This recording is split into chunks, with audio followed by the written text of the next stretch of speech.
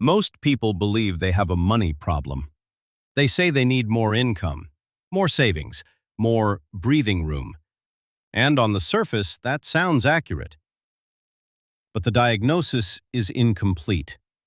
A money problem suggests scarcity of dollars.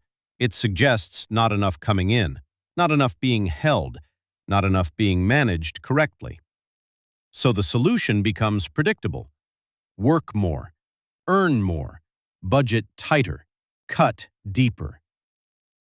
That advice isn't wrong, it's just narrow. Look at the pattern. Millions of people earn steady income. Millions of people budget carefully. Millions of people avoid reckless spending. And yet, they remain financially tight. If the problem were purely behavioral, the results would be more evenly distributed. If discipline alone solved it, consistency would guarantee stability. But consistency in effort does not guarantee expansion. That's the clue. A money problem assumes the issue is quantity. An access problem questions positioning. There is a difference between earning money and having access to what multiplies it. Most people are trained to earn. Very few are positioned to multiply. You are taught how to trade time. You are not taught how to acquire leverage. Time-based income is linear. Assets are exponential. Linear growth feels stable. Exponential growth changes trajectories.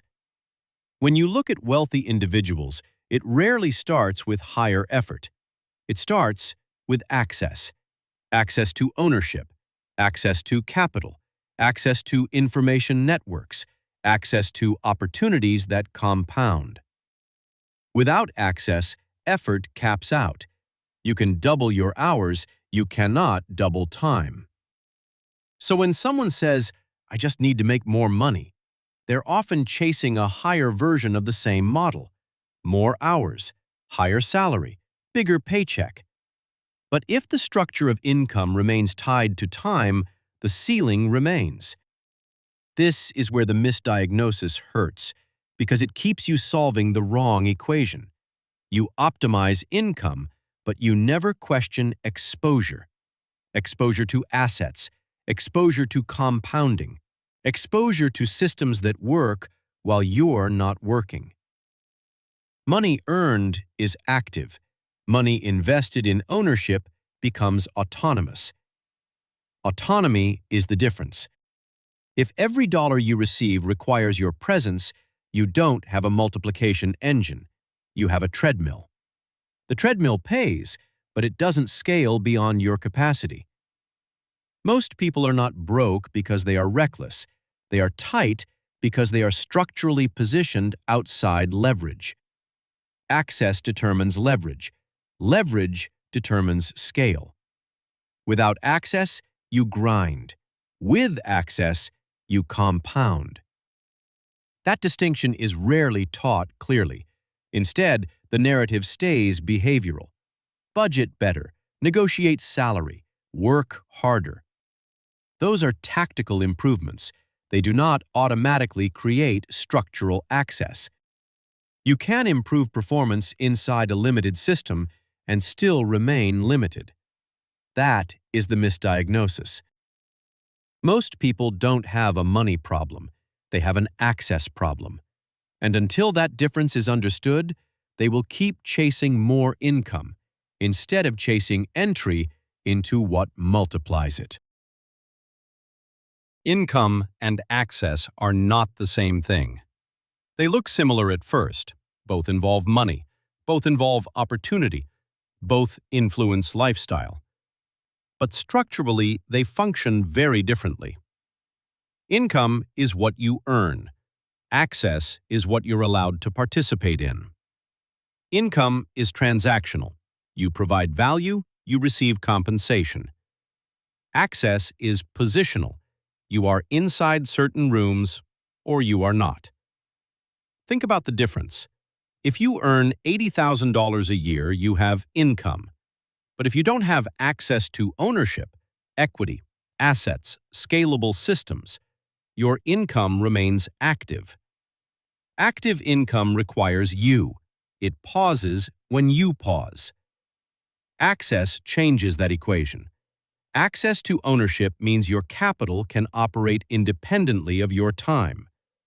When someone owns equity in a business, revenue can grow without their hours increasing. When someone owns appreciating assets, value can expand without daily labor. That is access. Most people are introduced to income early. Get a degree, get a job, increase your salary.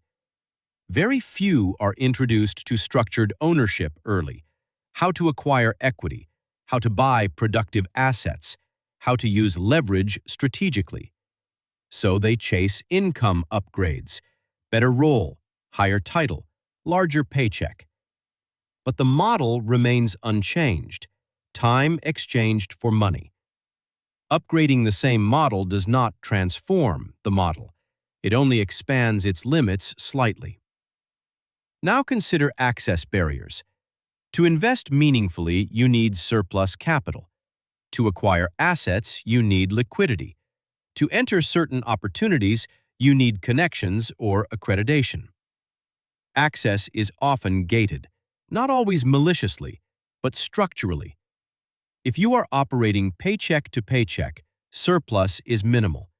If surplus is minimal, investment exposure is delayed.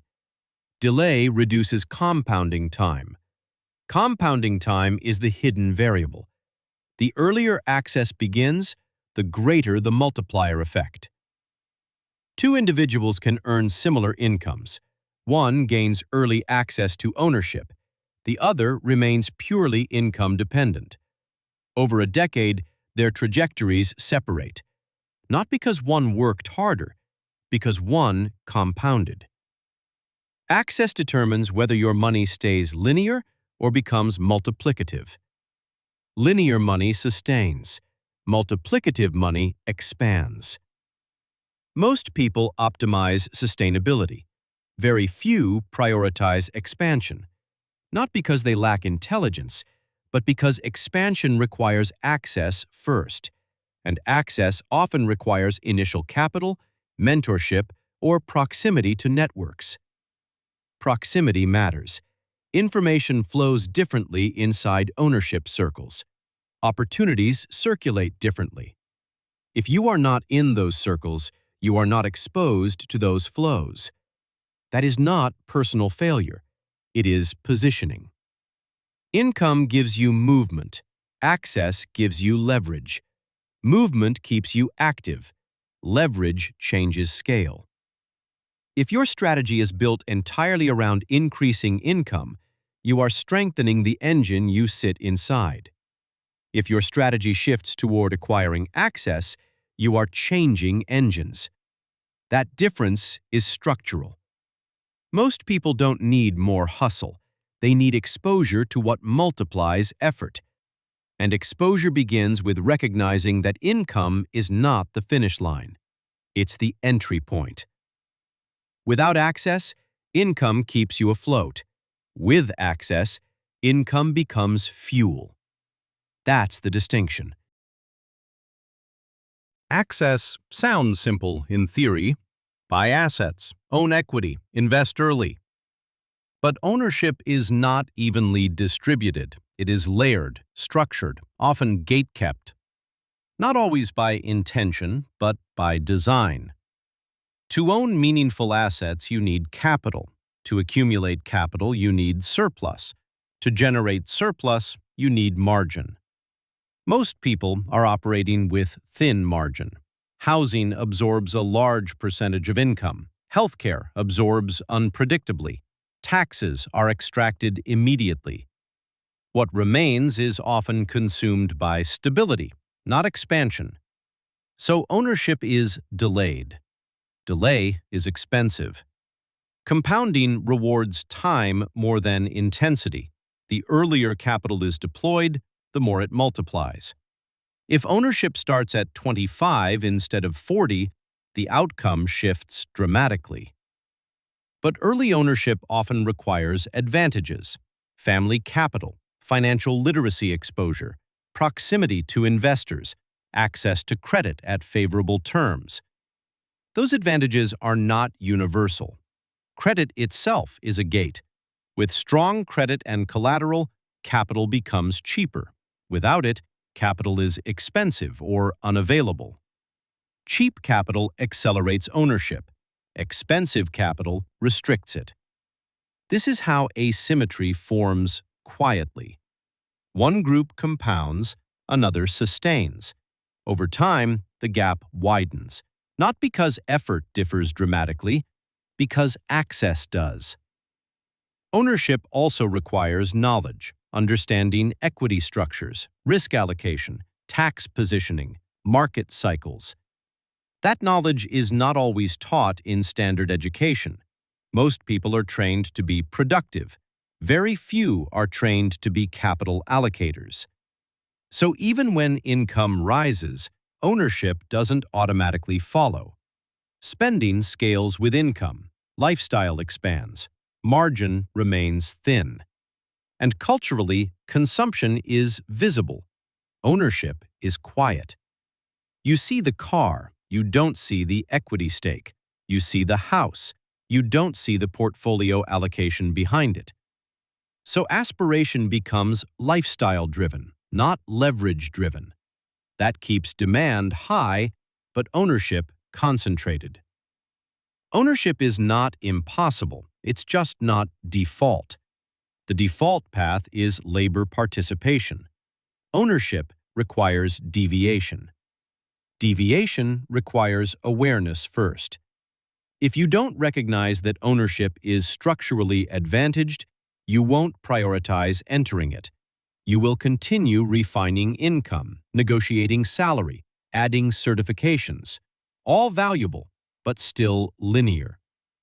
Meanwhile, those with access deploy capital into appreciating systems, businesses, real estate, equities, private investments.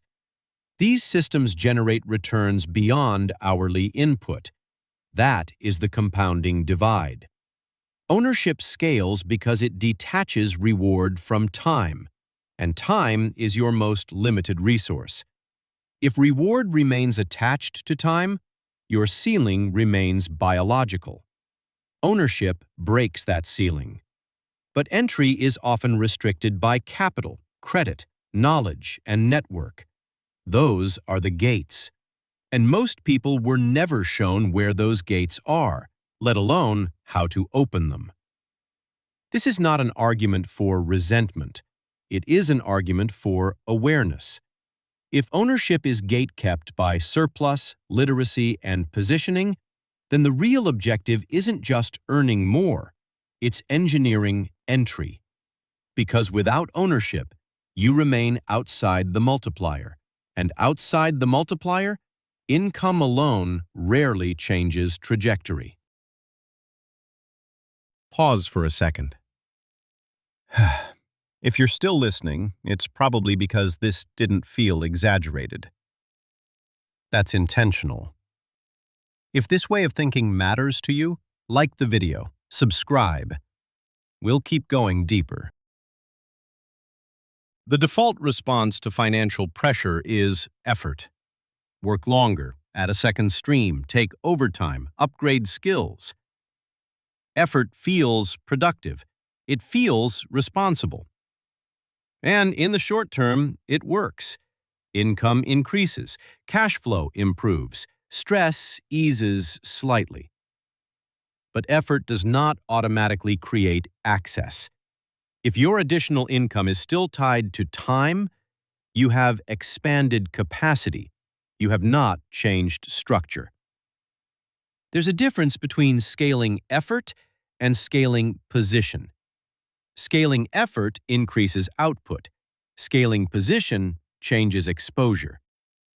If you earn more, but your expenses rise proportionally, if lifestyle expands alongside income, if surplus never becomes consistent, ownership remains delayed. Effort solves income shortages. It does not solve leverage shortages. Leverage requires surplus deployed intentionally, not just money earned. Access is not purchased with exhaustion. It is purchased with positioning. Positioning requires space. Space requires margin. Margin is difficult to create when income is consumed by obligations, housing, insurance, taxes, debt service. So effort cycles back into stability instead of expansion. This is why many high earners still feel constrained. Their income is impressive, but their access remains limited. Because access depends on what you control, not just what you earn. Control over equity, control over capital allocation, control over productive systems. If your financial life revolves entirely around earned income, you are optimizing participation, not ownership. Participation sustains the system. Ownership benefits from it. Effort improves your standing inside the participation lane, but it does not move you into the ownership lane automatically. That transition requires deliberate shifts, reducing lifestyle inflation, creating deployable capital, studying asset classes, building proximity to capital networks. These are strategic behaviors, not just harder behaviors. Hard work without leverage plateaus. Hard work with leverage compounds. Most people are taught the first. Very few are guided into the second. So they double down on effort. They refine resumes. They negotiate promotions. They optimize productivity. All valuable, but still dependent on permission. Permission from employers, permission from markets, permission from economic cycles. Ownership reduces dependency on permission, because ownership creates optionality. Optionality changes power dynamics. If you can walk away, you negotiate differently. If income continues without your hours, you decide differently. That is access. Effort strengthens the engine you sit inside. Access lets you own part of the engine. One increases speed, the other increases control. Without control, speed has limits. You can run faster on a treadmill. You are still on a treadmill. Access is stepping off, not quitting work overnight, not rejecting effort, but redirecting surplus toward ownership instead of expansion of lifestyle. That redirection is subtle, but it changes trajectory over time. Most people are not lacking effort. They are lacking access to leverage. And no amount of exhaustion alone will open a gate that requires positioning. If most people don't have a money problem, they have an access problem. Then the objective changes. The goal is no longer just earning more, it's entering what multiplies. That shift sounds small. It isn't. When income is the primary target, you measure progress in salary, raises, bonuses, monthly totals. When access becomes the target, you measure progress differently.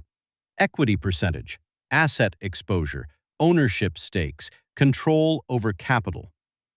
The scoreboard changes. You stop asking, how do I increase my paycheck?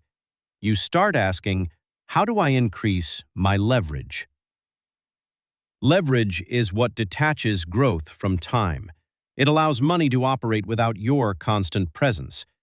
And once that begins, pressure changes. Not instantly, not dramatically, but directionally.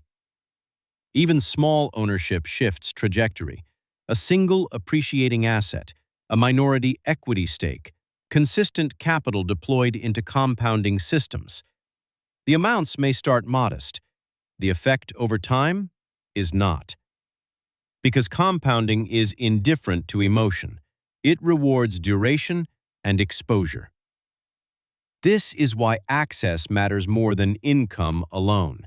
Income funds life. Access funds scale. And scale changes power. power to negotiate, power to step away, power to choose differently. That is the real game, not lifestyle expansion, not visible upgrades. Positioning. Most people are trained to play the income game. Few are taught the access game. The income game keeps you active. The access game builds autonomy. Once you see that distinction, you stop obsessing over short-term increases. You start engineering entry into leverage. That might mean living slightly below your capacity. That might mean delaying upgrades. That might mean studying structures instead of chasing trends. It is quieter, less visible, but structurally stronger. When you gain access to ownership, money stops being something you constantly chase. It becomes something you position. And positioning compounds. You don't need to win overnight. You need to enter the multiplier. That is the difference between surviving inside the system and participating in what scales within it. If this reframed how you think about money, subscribe to stay inside conversations about leverage and positioning. Like this if it helped separate income from access. This channel isn't here to motivate you. It's here to clarify the structure. And once the structure is clear, you stop chasing more money and start pursuing entry into what multiplies it.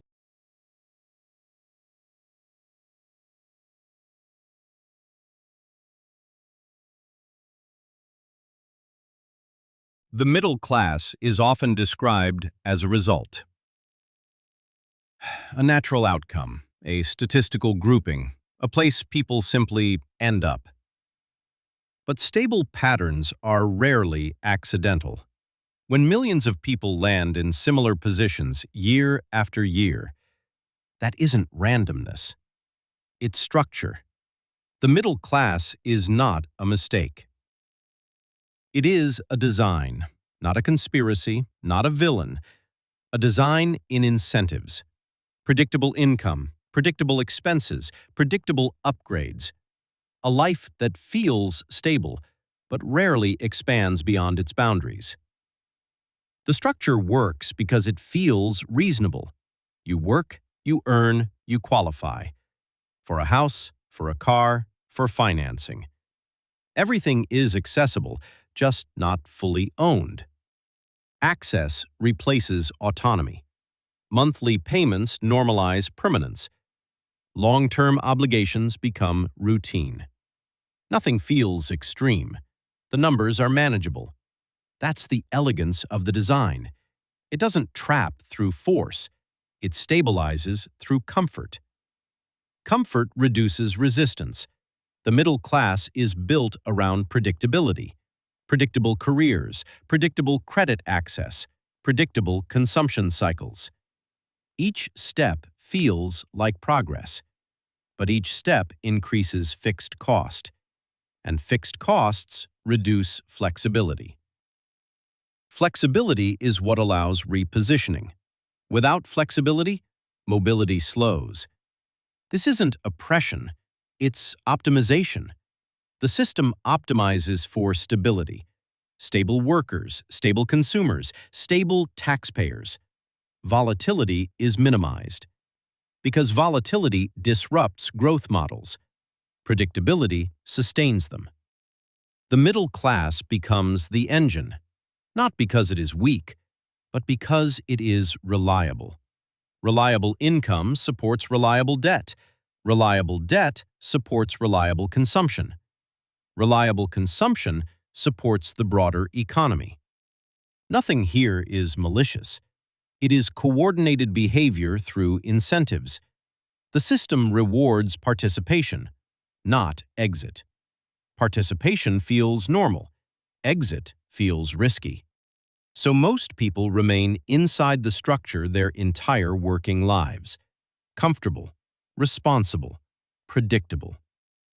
The design works because it doesn't feel like a design. It feels like adulthood. It feels like success. But once you observe the incentives clearly, the pattern becomes visible, and visibility changes how you interpret stability. Consumption is rarely questioned. It feels normal, necessary, earned. You work, you upgrade. The cycle feels fair. Income increases, so lifestyle expands. This expansion is subtle at first. A slightly better apartment, a newer car, more subscriptions. Each upgrade feels deserved. It feels like progress. But consumption behaves differently than ownership. Consumption increases experience. Ownership increases position. Experience fades. Position compounds. That distinction is rarely emphasized. Instead, expansion of lifestyle becomes the visible marker of success. Bigger spaces, newer devices, more convenience. Convenience is powerful. It reduces friction. It saves time. But convenience increases baseline cost. And baseline cost quietly locks behavior. When expenses rise, risk tolerance falls. Not because ambition disappears, because obligation increases. Obligation narrows flexibility. Flexibility is what allows repositioning. Without it, movement becomes expensive. Consumption creates stability by increasing attachment. You can't easily leave what you've built your lifestyle around. The more you upgrade, the more you must maintain. Maintenance is predictable. It requires steady income, steady effort. This predictability feels responsible, but it also keeps people aligned with income dependency, because interruption becomes costly. The system doesn't force consumption, it incentivizes it. Higher income increases borrowing capacity. Borrowing capacity increases purchasing power. Purchasing power increases lifestyle. Lifestyle increases fixed cost. Fixed cost increases reliance. The loop closes quietly, not through coercion, through normalization. Everyone around you does the same. Upgrades are celebrated. Downscaling is questioned. Minimalism is admired rhetorically. Expansion is rewarded economically. Consumption fuels growth models.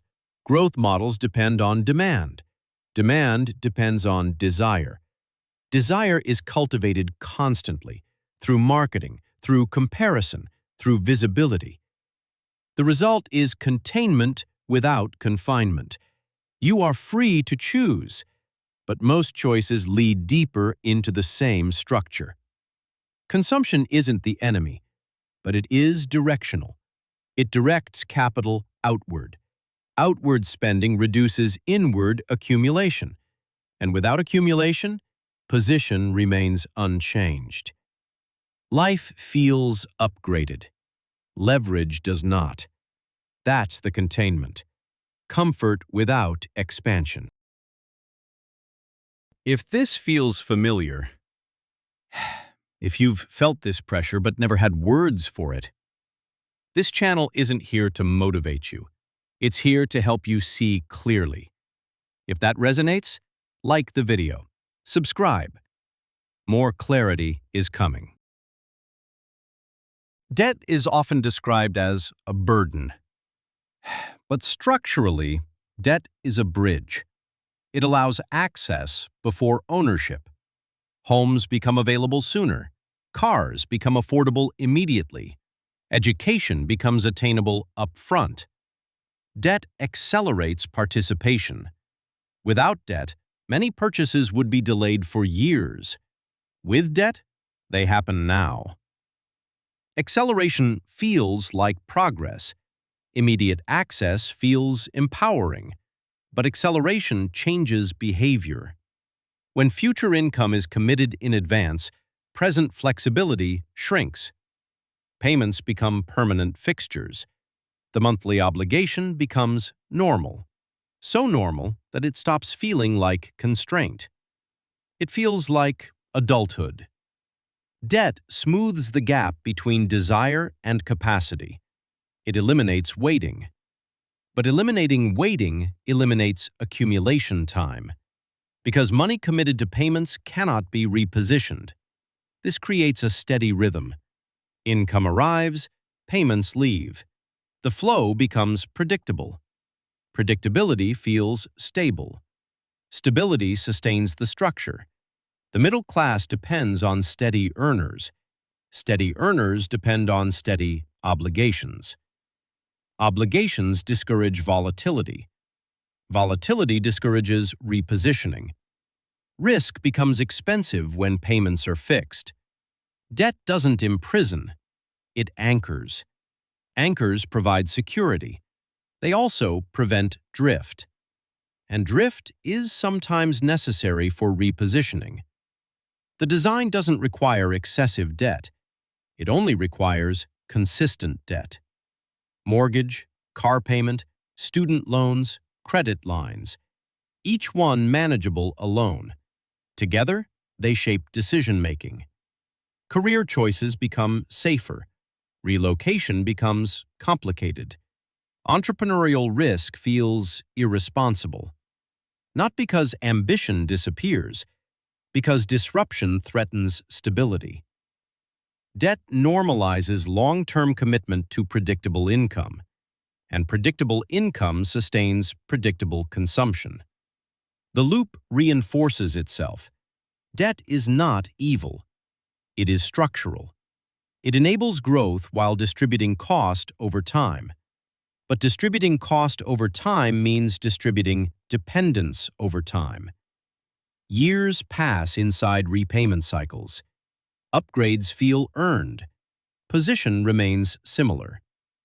Because most income is already spoken for, committed before it arrives. This is how containment becomes normalized. Not through force, through familiarity. The middle class isn't held down.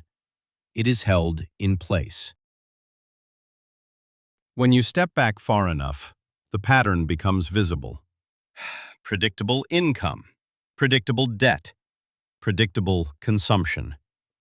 None of it chaotic. None of it accidental. It functions. The middle class is not failing. It is performing exactly as structured. Stable earners support stable demand. Stable demand supports economic growth. Growth models depend on participation. Participation depends on predictability. Predictability depends on routine. Routine reduces volatility. Volatility threatens growth. So stability is rewarded. Promotions increase income. Increased income increases borrowing capacity. Borrowing capacity increases consumption. Consumption increases obligation. Obligation increases reliance on income. The loop sustains itself. Not because anyone forces it, but because it feels like progress. Bigger home, better car, more comfort. Comfort lowers resistance. Resistance would require questioning structure. But the structure delivers stability. And stability feels responsible. This is why the design persists. It aligns incentives. Work consistently. Spend consistently. Pay consistently. Over time, this consistency becomes identity. I'm stable. I'm responsible. I'm secure. All true. But stability is not leverage. Security is not expansion. Leverage requires flexibility. Flexibility requires fewer fixed anchors. The design doesn't eliminate choice. It makes certain choices easier and others harder. Consumption is easy. Debt is accessible. Predictability is rewarded. Repositioning is uncertain. Uncertainty feels irresponsible inside a structure built on stability. That is the containment. Not walls, but incentives. The middle class is not a mistake. It is a balancing point, a layer that sustains demand without destabilizing supply. Once you see it this way, blame disappears. Clarity replaces frustration. Nothing here is personal.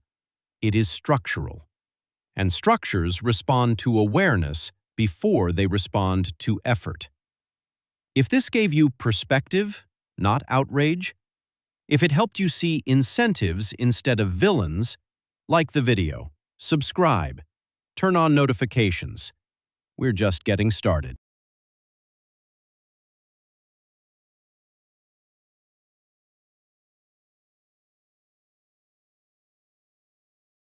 Systems do not run on morality. They run on incentives. Whatever behavior is rewarded expands. Whatever behavior is penalized shrinks.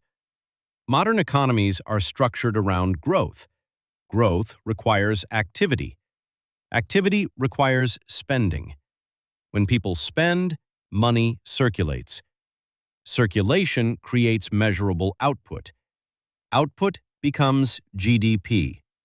GDP becomes the indicator of health. When spending increases, growth appears strong.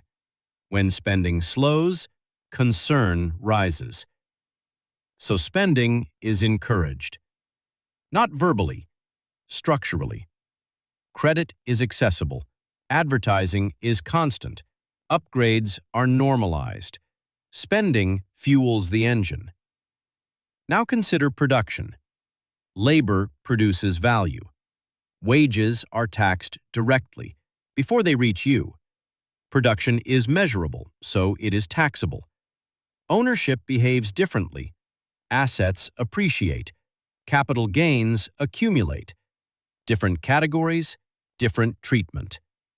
This isn't favoritism. It's structural alignment. Production is immediate and visible. It funds public systems reliably. Ownership is long-term and compounding. It grows quietly over time. Different behaviors. When labor is taxed first and consumption is normalized, the system naturally encourages participation over accumulation. Earn, spend, repeat. Accumulation requires deviation.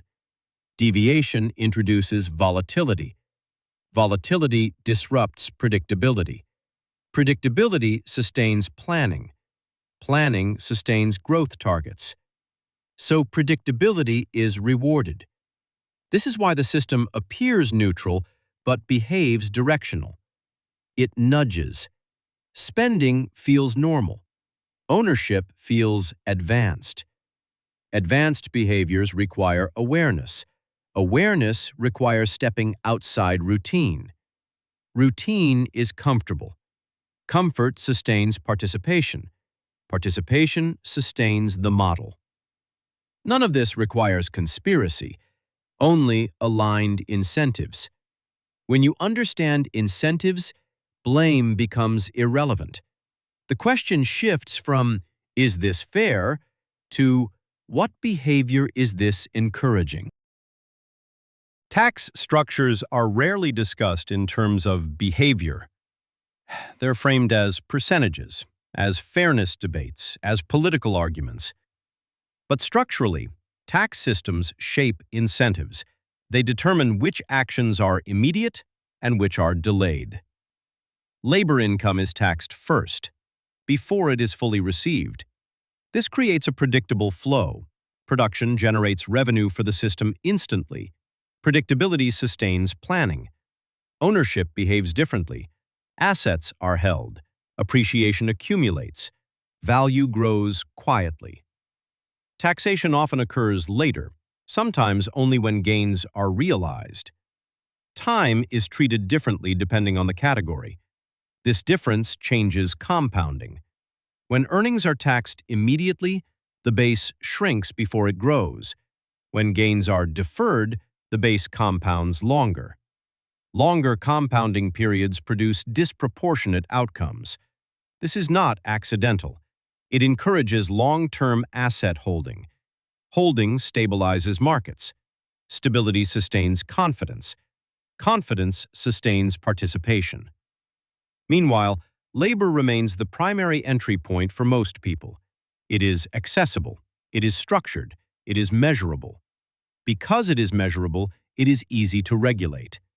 Production funds the system reliably. Ownership expands within it. Both are necessary, but they scale differently. One is linear, one compounds. Tax structure reinforces that difference. Immediate taxation limits acceleration. Deferred taxation extends runway. Runway determines lift. This is why two individuals earning the same income can diverge dramatically over time. Not because one worked harder, but because one positioned capital differently. And the structure allowed it to compound longer. The system does not forbid ownership. It simply taxes production predictably and allows ownership to mature. Predictable taxation encourages predictable behavior. Predictable behavior sustains stability. Stability benefits large systems. When people remain primarily income-dependent, consumption remains steady. Steady consumption sustains growth targets. This alignment explains the pattern without requiring outrage. The structure is directional. It does not force behavior. It makes certain paths easier and others slower. Understanding this shifts the question from "why is this happening?" to "what is this encouraging?" Encouraged behavior scales, discouraged behavior declines, and incentives rarely announce themselves. Pause for a second. If you're still listening, it's probably because this didn't feel exaggerated. That's intentional. If this way of thinking matters to you, like the video, subscribe. We'll keep going deeper. Debt is often framed as a personal failure. Overextension, irresponsibility, poor discipline. But at the systemic level, debt serves a function. It accelerates demand. Without debt, consumption would be limited to present cash. With debt, future income enters the market early. This early participation increases activity. Activity increases output. Output sustains growth metrics. Debt is not simply tolerated, it is integrated. Credit systems are structured, regulated, normalized. They are not anomalies. They are infrastructure. When individuals borrow, they convert expected stability into present expansion.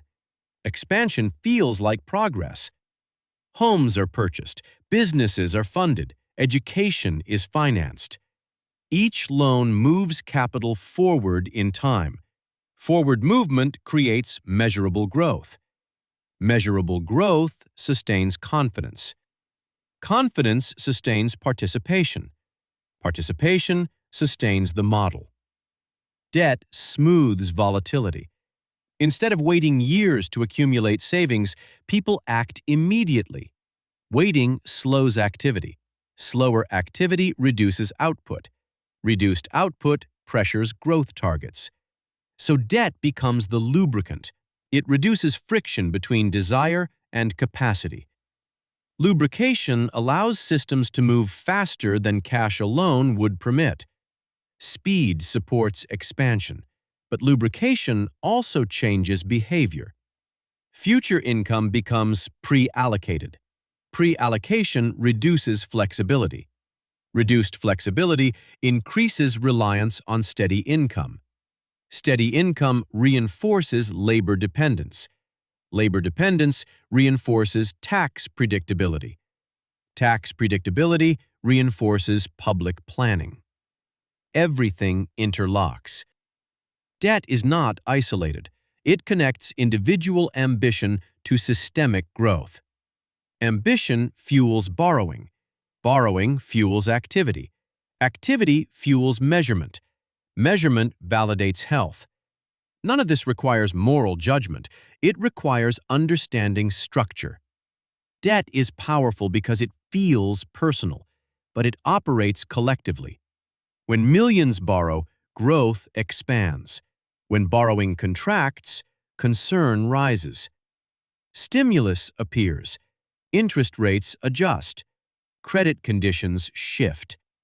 The goal remains consistent: sustain activity. Activity is the engine. Debt increases its torque. Understanding this removes blame. It replaces it with awareness. Because once you see debt structurally, you stop viewing it only personally. You see the alignment. When you zoom out far enough, the pattern stops feeling emotional. Spending is normalized. Production is taxed predictably. Debt sustains activity. None of it chaotic. None of it accidental. Systems optimize for continuity. Continuity requires circulation. Money must move. Movement creates measurement. Measurement creates confidence. Confidence sustains participation. Participation sustains growth. Growth is the metric, not individual autonomy. Autonomy is personal. Growth is systemic, and systemic priorities shape incentives. When labor is taxed first, production becomes predictable revenue. When ownership compounds longer, capital matures differently. When debt accelerates consumption, activity increases immediately. Immediate activity supports short-term targets. Short-term targets influence policy. Policy influences incentives. Incentives influence behavior. Behavior scales. This is why the system feels neutral but behaves directionally. It doesn't instruct you to spend. It makes spending easier. It doesn't forbid ownership. It makes ownership less immediate. Immediate rewards shape habits faster than delayed ones. Habits create patterns. Patterns create classes. Classes sustain structure. This is not an argument against growth. It is an observation about alignment. The system rewards behavior that keeps it expanding. If you operate only inside encouraged behavior, you will experience encouraged outcomes. Predictable, stable, contained. If you understand incentives, you stop reacting emotionally. You start observing strategically. And once you observe incentives clearly, you stop asking whether the system is fair. You start asking what it is designed to promote. Clarity removes resentment. It replaces it with awareness. Awareness doesn't require rebellion. It requires precision. Precision changes positioning. Positioning changes outcomes. If this helped you see the incentives instead of the noise, if it shifted the question from why to what is this encouraging? Like the video, subscribe, turn on notifications. Perspective compounds here. Saving money is usually framed as maturity.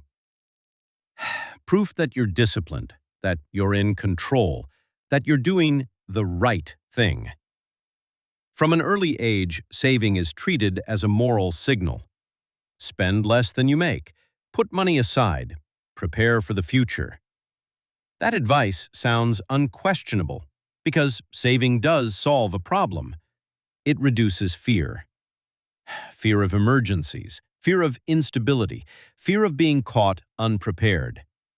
Savings create breathing room. They soften uncertainty. That relief is real, and it matters. This is important to say clearly. Saving is not foolish. It is not irresponsible. It is not wrong. It's protective. Protection feels like progress because it lowers stress. When stress drops, life feels like it's improving. Bills feel manageable. Surprises feel survivable. Nothing feels urgent. And urgency is uncomfortable. So people gravitate toward whatever removes it.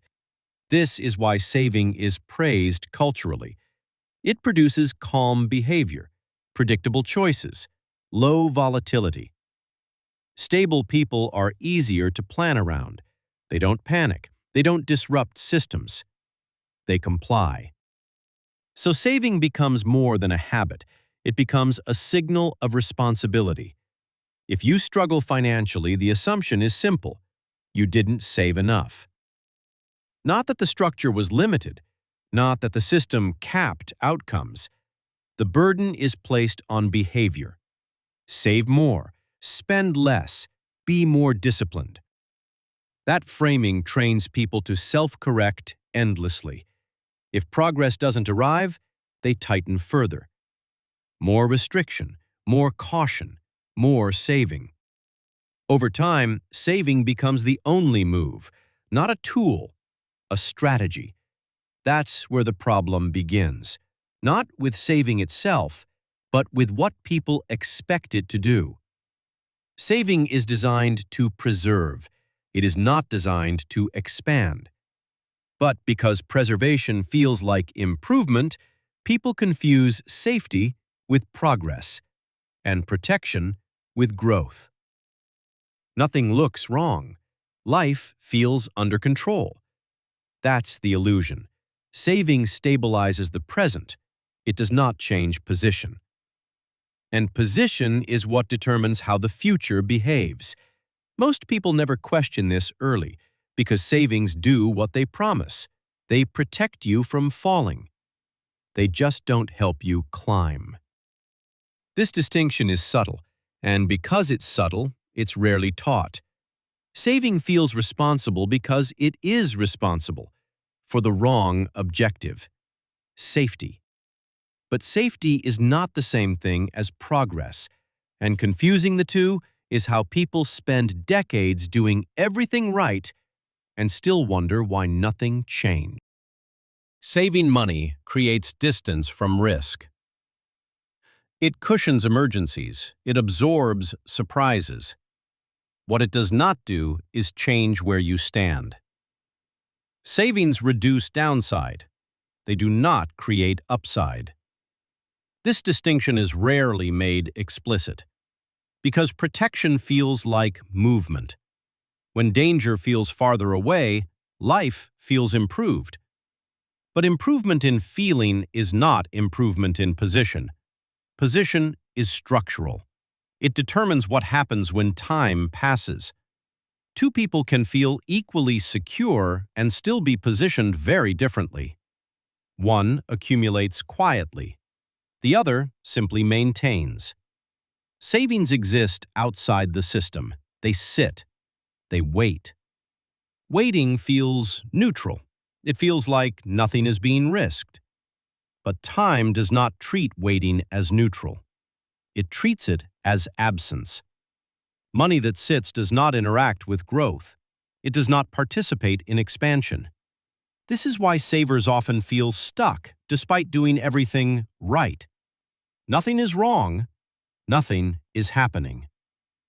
Savings preserve purchasing power temporarily.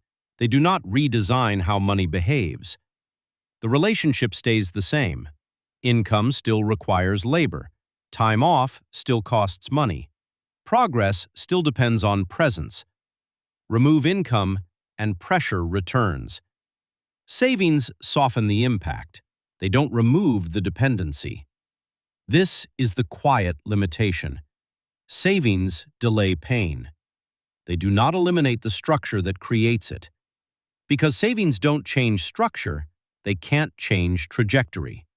They stabilize the path, not the destination. Stability feels like success, especially when instability was the previous threat. But stability without leverage eventually becomes stagnation. This is why people can save for decades and still feel behind. They reduced volatility without increasing capacity. Capacity is what allows progress without constant effort. Savings don't create capacity. They create endurance. the ability to last longer inside the same position. Endurance is admirable, but endurance is not escape. It's survival. This is where confusion sets in. People feel responsible, they feel disciplined, they feel cautious. Yet nothing compounds, nothing accelerates, because saving was never designed to change direction, only to prevent collapse. When savings become the primary strategy, growth is postponed indefinitely, not consciously, structurally. The future remains dependent on the same inputs as the present: more work, more discipline, more restraint. Savings keep you safe inside the system you're already in. They don't move you to a different one. And until position changes, time behaves the same way it always has. Quietly, relentlessly. Most content talks at you. This one sits with you. If that difference stood out, if this felt real instead of loud, like the video, subscribe. This channel is built for people who notice patterns. The most misunderstood risk in saving is not loss. It's erosion. Loss feels dramatic. Erosion feels invisible. When people imagine risk, they imagine something breaking, markets crashing, jobs disappearing, money vanishing. Inflation doesn't look like that. Nothing collapses. Prices rise slowly. Costs adjust quietly. Life continues. That's why inflation is underestimated. It doesn't trigger fear. Savings sitting still feel unchanged. The number stays the same. What changes is what that number can do. Less each year. This isn't theft, it's dilution. Money doesn't disappear, its influence weakens. This weakening happens quietly enough that people adapt without noticing. They adjust spending, they compromise expectations. Because the adjustment is gradual, it feels manageable. Nothing feels urgent. But gradual doesn't mean harmless. It means cumulative. Time compounds erosion. Savings are uniquely exposed to this. They don't move, they don't adjust, they don't respond. They rely on stability in an environment that isn't stable. This creates a quiet contradiction. The very thing meant to provide safety slowly loses its ability to do so. People don't feel poorer suddenly. They feel constrained. Vacations shrink, choices narrow, margins disappear. Not all at once. This is why inflation is so effective. It doesn't demand reaction. It just waits. Savings delay awareness. They create the illusion that nothing has changed. But position is changing. Not upward, backward. Each year, the same savings purchase less flexibility, less time, less comfort, less room to maneuver.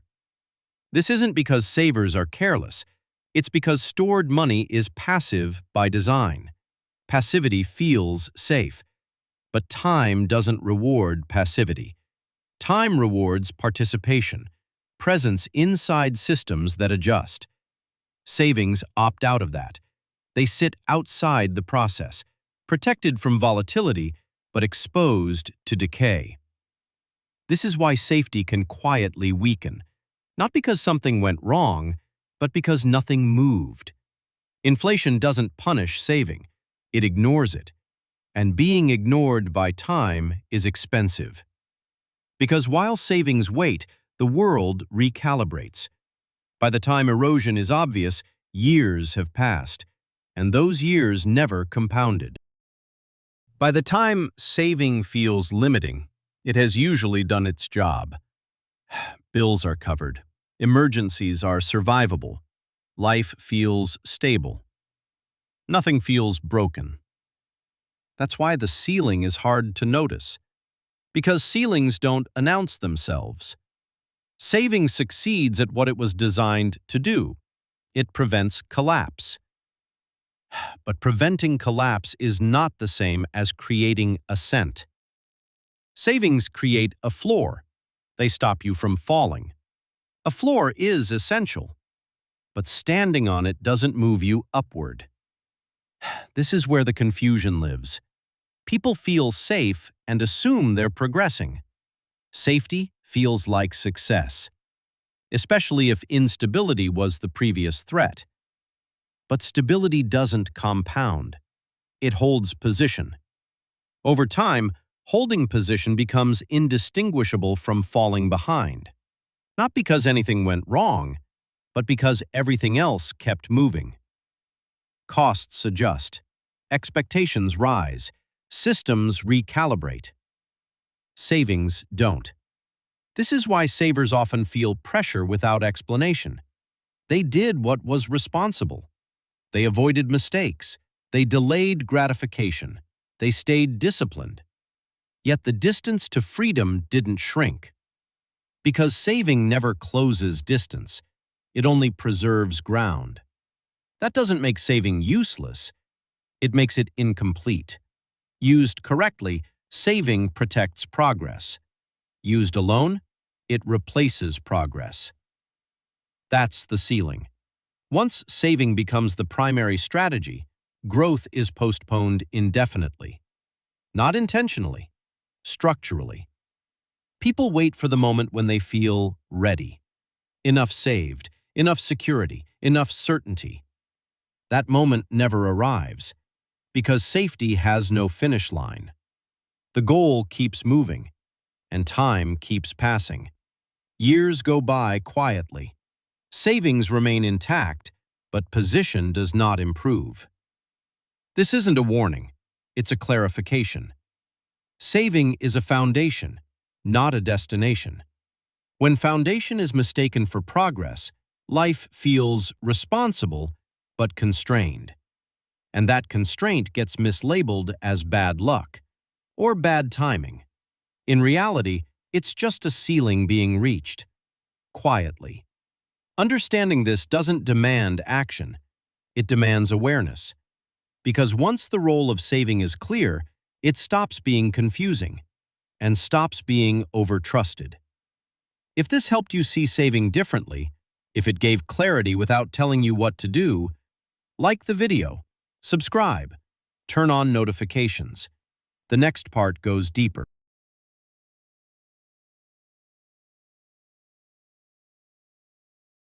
Saving and wealth are often spoken about as if they belong to the same process, as if one naturally leads to the other. It feels logical. You earn, you save, eventually you become secure. That sequence sounds reasonable. But saving and wealth operate on different mechanics. Saving is storage. Wealth is placement. Storage protects what already exists. Placement determines how it behaves over time. This distinction changes everything. Money that is stored is removed from interaction. It waits. Money that is positioned participates. Participation is what allows time to matter. Without participation, time has nothing to work on. This is why saving feels responsible but rarely feels transformative. Nothing changes structurally. The relationship between effort and outcome remains intact. Income still depends on labor. Time off still costs money. Wealth changes that relationship, not by eliminating effort, but by altering dependence. Positioning changes what happens when effort pauses. Does everything stop, or does something continue? That answer defines the difference. Most people never cross this threshold, not because they lack discipline, but because storage feels safer than placement. Placement introduces variability. Storage promises stability. Stability is comforting, but comfort delays structural change. Saving creates a pause button. Wealth creates a continuation. Pauses feel responsible. Continuations feel uncertain. So people pause indefinitely. This is why many disciplined savers still feel dependent. Remove income, and pressure returns. Nothing continues on its own. Savings buy time, not independence. Time is valuable, but time without redesign just delays the same outcome. Wealth isn't about having more money. It's about changing how money behaves. Behavior depends on placement, not intention, not discipline. Until money is positioned, it behaves like stored energy, potential, but inactive. This is the quiet difference most people never hear articulated. Saving protects. Positioning transforms. One reduces risk. The other reshapes time. Confusing the two keeps people responsible but dependent. Understanding the difference doesn't demand action. It demands precision. Because once saving and wealth are no longer blended together, the path stops being confusing, and effort stops being misdirected. Saving creates a sense of independence. Bills are covered, emergencies are manageable, life feels less fragile. But independence and dependence are not opposites. They can exist at the same time. Most savers are not financially fragile. They are financially dependent. Dependent on continued income, dependent on consistent employment, dependent on stability remaining intact. Remove the paycheck, and the system immediately tightens. Savings soften the shock. They don't remove the reliance. This is the distinction most people never name.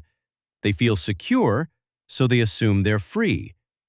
Freedom implies continuation without constant input. Savings do not provide that. They provide delay. Delay is useful, but delay is not autonomy. Savers often discover this only during interruption, a job loss, a health issue, a life change. The question becomes immediate. How long will my savings last? That question reveals the dependency. Time is being purchased, not continuity. Continuity exists when something continues even if effort stops. Savings do not continue. They deplete. This creates a subtle behavioral effect. People protect income at all costs. Not because they love the work, but because the structure demands it. Risk feels dangerous. Change feels irresponsible.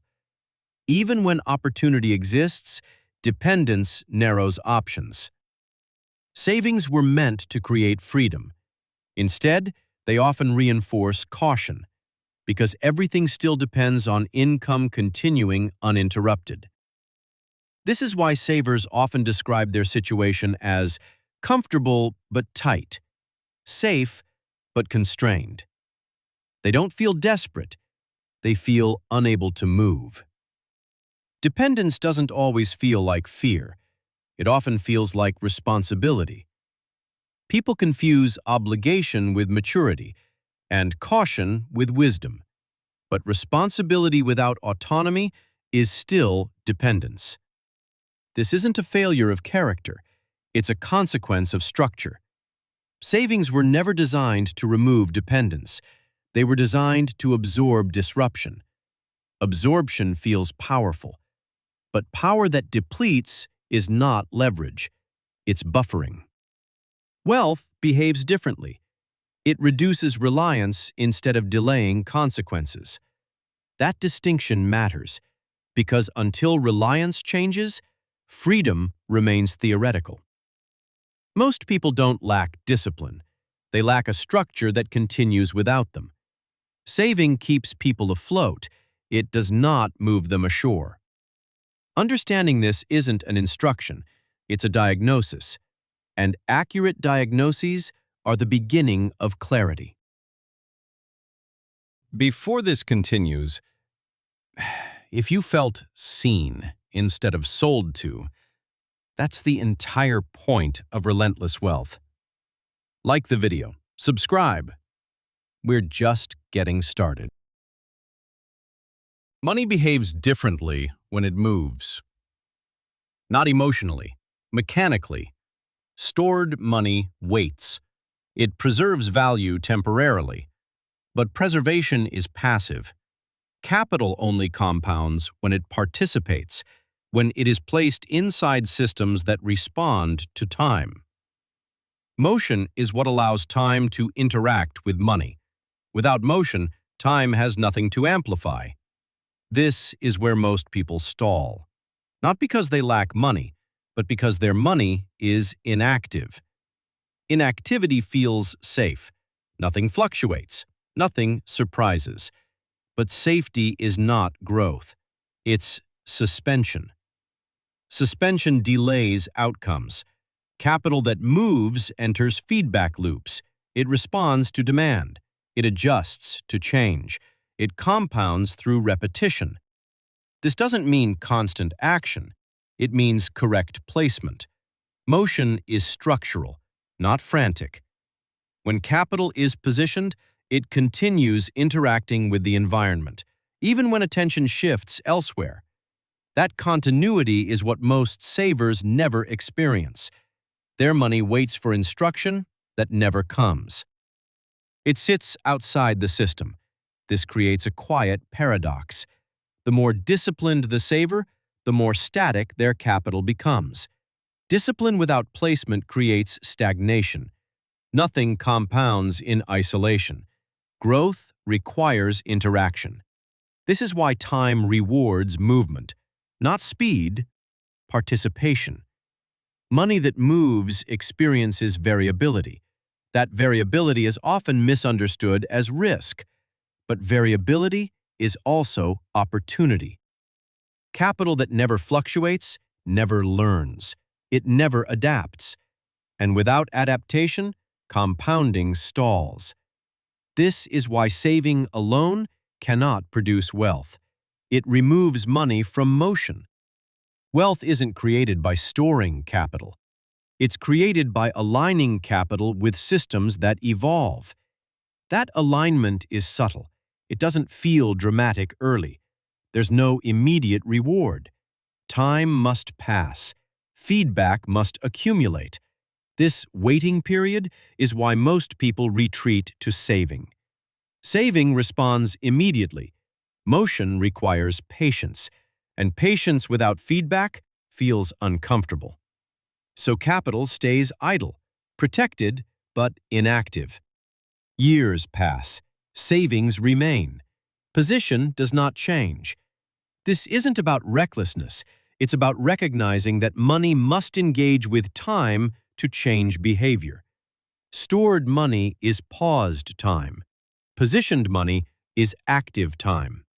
That difference explains why saving feels responsible, but rarely feels transformative.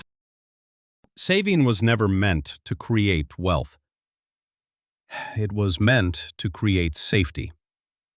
Confusing those two objectives is where most people lose decades.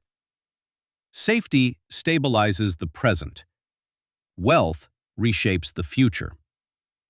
One reduces fear, the other changes how time behaves. Saving answers the question, what happens if something goes wrong? Wealth answers a different one. What happens even if nothing goes wrong? That difference is subtle, and because it's subtle, it's rarely taught. Most lives don't collapse. They stabilize. Quietly, responsibly, predictably. Saving creates a pause in uncertainty, but pauses don't change direction. They delay the same trajectory. That's why saving can feel productive while nothing fundamentally improves. Life becomes manageable, but not expandable. Manageability feels like progress when instability was the alternative. But stability does not compound. It holds position. Over time, holding position becomes indistinguishable from falling behind. Not because something failed, but because everything else kept moving. Saving protects what exists. It does not redesign what's possible. That doesn't make saving wrong. It makes it incomplete, a foundation mistaken for a destination. Wealth requires a different relationship with time, not urgency, not recklessness, participation.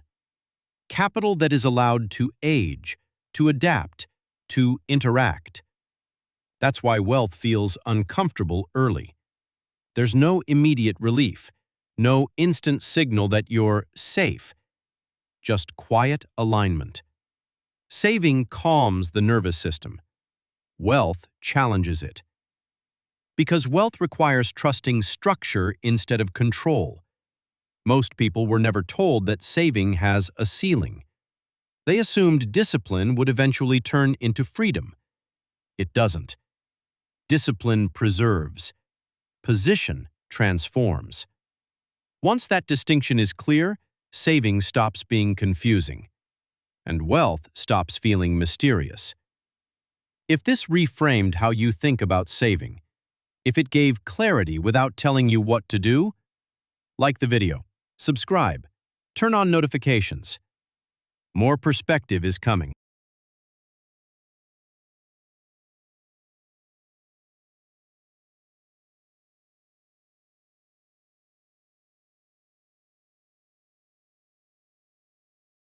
You think you're bad with money. Not because you examined the system, not because you ran the math across decades, not because you studied monetary policy or wage trends. You think that because your account feels tight, because every month feels like recovery instead of progress, because saving feels like sacrifice instead of strategy, because no matter how responsible you try to be, the numbers seem to reset. And when something repeats long enough, it begins to feel like identity. You start saying things quietly.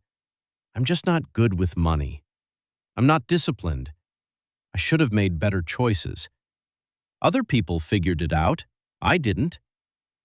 But slow down. Look at the structure before you look at yourself. You wake up. You exchange time for income. You pay for housing, food, utilities, transportation, insurance. You contribute to taxes before you even touch your paycheck. You attempt to save what's left. For most people, what's left is thin. Not because they're reckless, because the margin is narrow by design. Wages rise gradually. Living costs rise aggressively. Housing compounds. Healthcare inflates. Education escalates. Assets appreciate faster than salaries. The gap is subtle year to year, but over a decade, it becomes structural. You are told to budget harder, cut subscriptions, stop eating out, delay enjoyment, optimize everything. And optimization works, to a point, but optimization cannot outrun structural pressure. If your income is capped by hourly labor, if your time is finite, if your expenses expand with inflation and necessity, then the ceiling is mathematical, not moral. But the narrative never frames it that way. It frames it as character. If you struggle, you lack discipline. If you carry debt, you lack restraint. If you rent instead of own, you lacked foresight. That framing is powerful because once you internalize the problem, you stop examining the environment. Ask yourself something uncomfortable. If millions of people work full-time, follow the rules, avoid extravagance, and still feel financially tight, is that coincidence or pattern? Patterns suggest structure, and structures produce outcomes consistently. The modern financial system rewards ownership. It taxes labor first. It inflates assets. It encourages consumption through credit. It measures stability through debt participation. Yet you were introduced to it through morality. Spend wisely, save consistently, Work hard. Those are not lies, but they are incomplete because they describe behavior, not leverage. Hard work sustains you. Ownership scales you. If your entire strategy lives inside effort, your ceiling lives there too. And when effort stops producing expansion, you assume you're failing. That assumption is the first trap. Not debt, not low savings, not even limited income. Personalization. You took a structural outcome and turned it into a personal flaw. Shame does something specific. It narrows vision. It keeps you focused on self-correction instead of system analysis. You try harder. You budget tighter. You blame yourself more quietly. But you don't question wage compression. You don't question asset inflation. You don't question why productivity rises while purchasing power stalls. Because if the system is functioning exactly as designed, then your struggle isn't evidence of incompetence. It's evidence of position. You are participating in a structure where labor is common and ownership is scarce, where effort is abundant and leverage is concentrated. If you are not scaling, it does not automatically mean you are incapable. It may mean you are operating in the only lane you were shown. You were taught how to earn. You were not taught how to position. And those are not the same. You're not bad with money. You were trained to believe that survival pressure is personal failure. That belief keeps the structure invisible. And when the structure is invisible, you blame yourself for standing inside it. Let's remove emotion from this. No outrage, no victim narrative, no dramatic framing. Just structure. Structural pressure is not loud. It doesn't announce itself. It accumulates. Think about how income enters your life. For most people, it comes from labor, hourly, salary, contracted time. Time is finite. Energy is finite. Your earning capacity is tied to output and availability. Now look at how expenses behave. Housing does not negotiate with your exhaustion. Healthcare does not slow down because you worked overtime. Food prices do not pause when your raise is delayed. Costs move independently of your effort. Over the last several decades, productivity has increased, technology has improved, efficiency has multiplied, output per worker has expanded. But wage growth has not mirrored that expansion proportionally, which means the value created in the system scales faster than the compensation tied to labor. That difference does not disappear. It accumulates somewhere. It accumulates in ownership, equity, assets, capital structures. Meanwhile, labor income remains linear. You work more, you earn incrementally more. But assets appreciate exponentially. Housing compounds, stocks compound, businesses scale. If you do not own productive assets, you are positioned outside compounding. That's not a moral statement, it's mechanical. Now layer in inflation. Inflation reduces purchasing power quietly. Your dollar buys less over time, but your labor contract rarely adjusts in real time. You feel the squeeze before the adjustment. Then add taxation. Labor is taxed immediately, before you deploy it, before you invest it. Ownership structures, on the other hand, are taxed differently, often later, often strategically, often through mechanisms that reduce exposure. The system does not treat income and capital the same. It prioritizes ownership. Now add debt. Debt is normalized early. Student loans, car financing, credit lines. Debt allows consumption today in exchange for labor tomorrow. If your income is already linear and debt extracts future income, then your margin tightens further. None of this requires irresponsibility. None of this requires extravagance. It requires participation. Full-time labor, standard expenses, moderate debt, minimal ownership. That position produces predictable pressure, and when that pressure repeats monthly, you interpret it as personal deficiency. But pressure generated by structure is not solved by self-criticism. Look at the cost trajectory of essential categories over time. Housing trends upward consistently. Healthcare outpaces general inflation.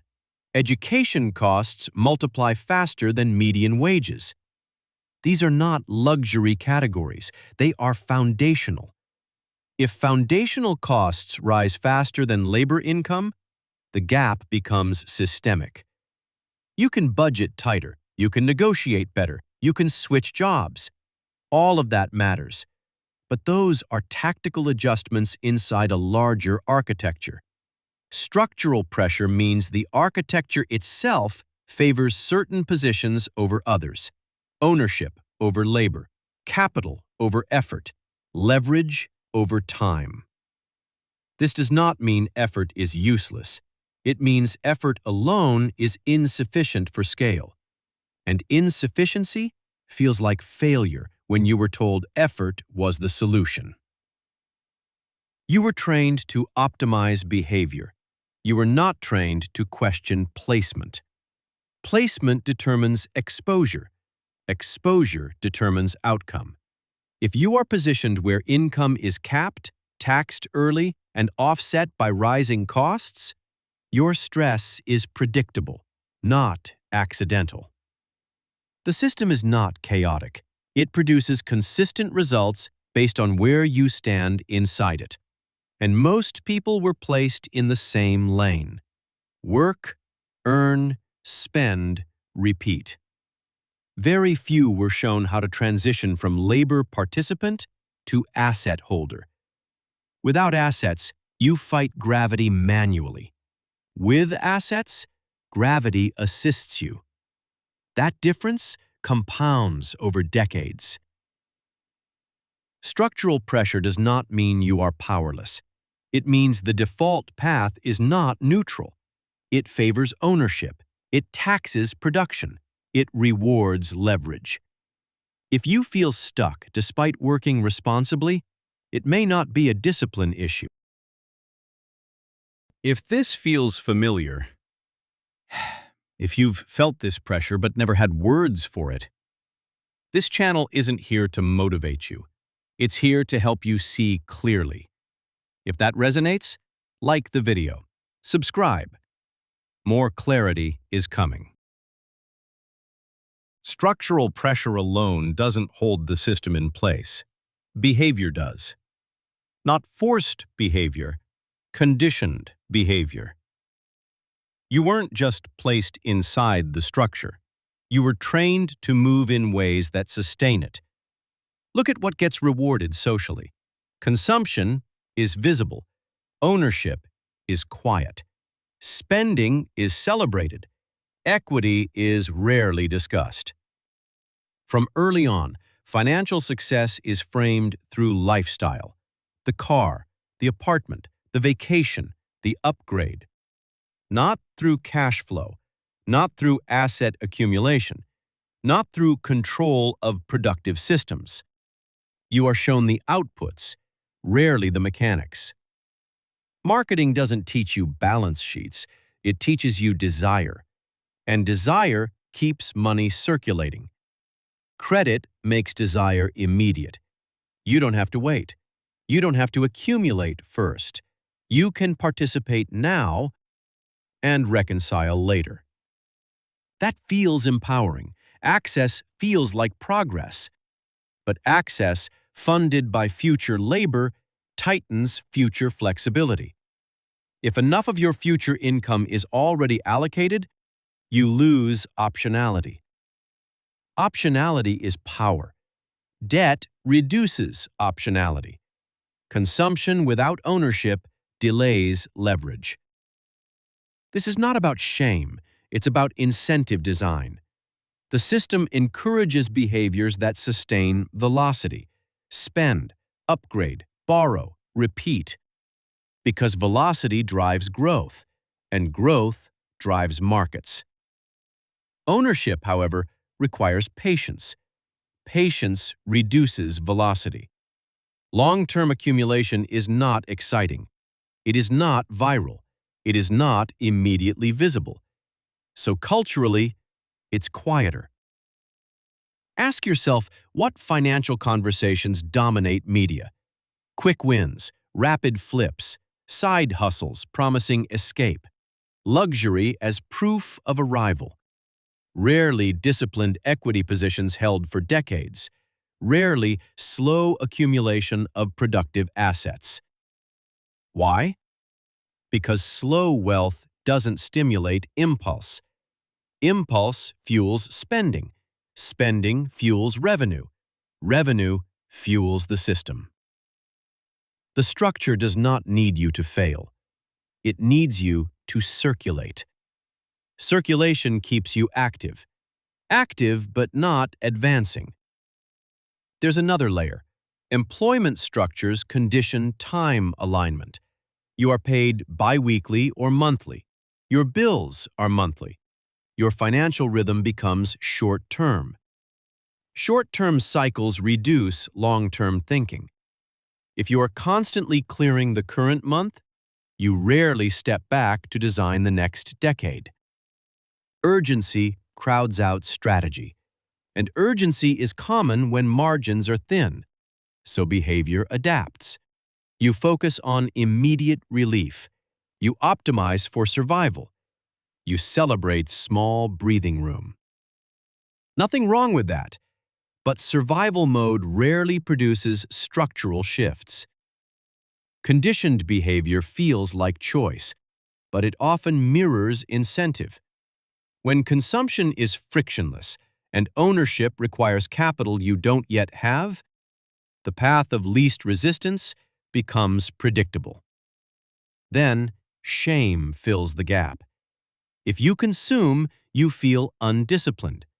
If you don't accumulate assets quickly, you feel behind. But the environment was engineered to make consumption easy and ownership difficult without starting capital. This is not conspiracy. It's architecture.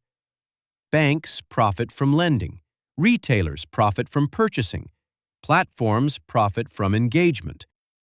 Very few institutions profit from you delaying gratification indefinitely. So the dominant messaging aligns with economic incentives. If you operate inside a system that rewards spending behavior and taxes productive labor and requires capital to access compounding, then your habits are shaped by more than willpower. You are not only navigating pressure, you are navigating design. And design influences default behavior. Defaults feel normal. Normal feels personal. That's the conditioning. You think you chose the rhythm, but the rhythm was introduced to you early. Work, earn, spend, recover, repeat. Breaking rhythm requires awareness first, and awareness begins when you realize your behavior may not be weakness. It may be alignment with incentives you never examined. Structural pressure creates strain. Conditioning directs behavior. But something keeps the entire system emotionally stable. That mechanism is shame. Not loud shame, not public humiliation. Quiet shame. The kind that shows up when you check your balance. The kind that surfaces when someone mentions investing and you go silent. The kind that whispers, "You should be further by now." Shame feels personal. That's why it works. It feels like a flaw in you, not friction in the structure. Notice the correction pattern you were taught.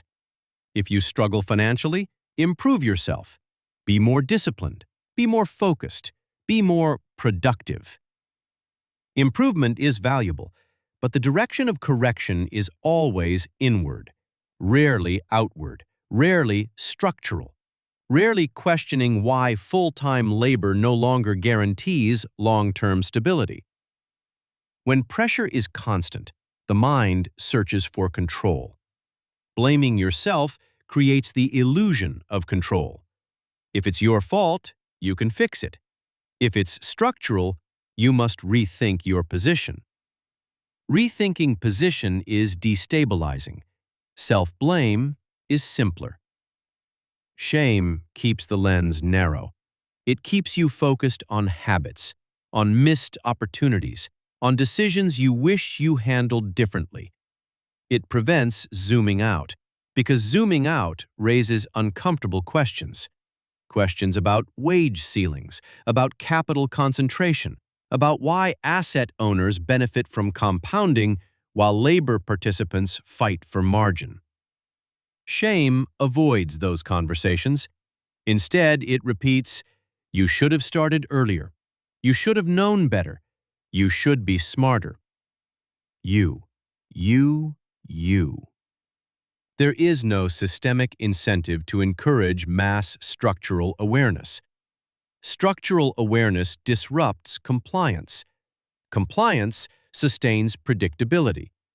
Predictability sustains economic order. Shame protects that order quietly.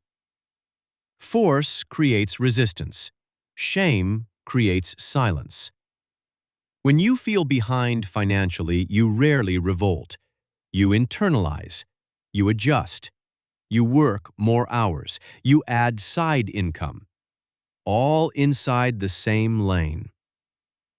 And if the pressure remains, the shame deepens. It becomes identity. I'm just not good with money.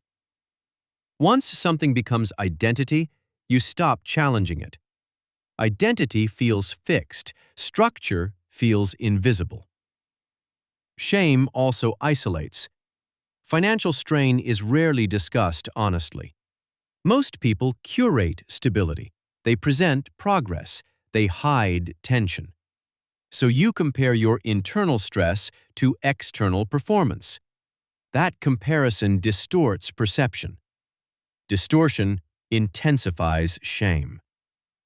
And as long as struggle is individualized, collective structural awareness never forms. Everyone pushes harder. Few step back. Shame keeps you refining effort instead of reevaluating placement. It convinces you that if you just optimize enough, breakthrough will follow. Sometimes it does. Often it requires repositioning, not refinement. There's a difference between improving within a lane and choosing a different lane entirely. Shame keeps you in the lane, trying harder. You are not weak for feeling pressure. You are responding to sustained structural tension. And when that tension is framed as personal failure, the structure remains unquestioned. Understanding this doesn't remove responsibility. It removes misplaced guilt. And when guilt fades, clarity begins. Shame is not proof that you failed. It may be proof that you accepted a narrative that kept the system invisible. So if you're not bad with money, and if the pressure isn't purely personal, then what changes? Perspective. Not emotion, not outrage, not resignation. Perspective. The shift is subtle, but it's decisive. Instead of asking, "How do I try harder inside this structure?" you begin asking, "Where am I positioned inside it?"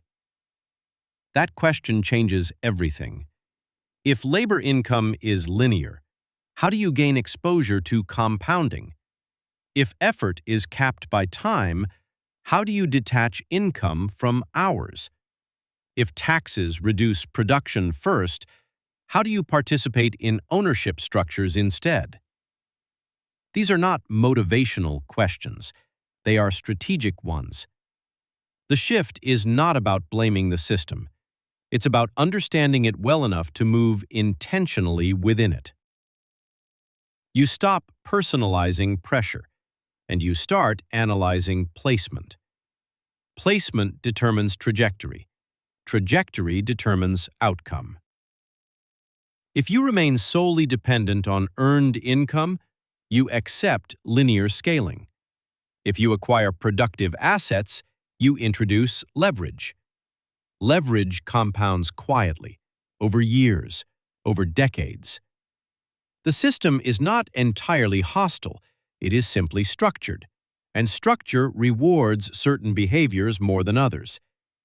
When you see that clearly, shame loses authority, because you understand the difference between discipline and positioning. You may still need to work, you may still need to optimize, you may still need to adjust habits, but now you do it without self-condemnation, without identity damage, without internal collapse. You operate with awareness instead of guilt.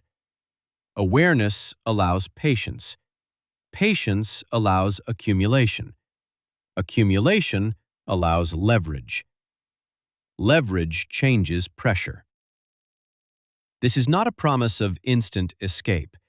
It is a reframing of the battlefield. Most people are fighting themselves. Very few are studying the terrain. When you understand the terrain, you stop swinging blindly. You move deliberately. You reduce unnecessary consumption, not from shame, from strategy. You prioritize asset exposure, not from fear, from clarity. You measure progress in ownership percentage, not lifestyle display.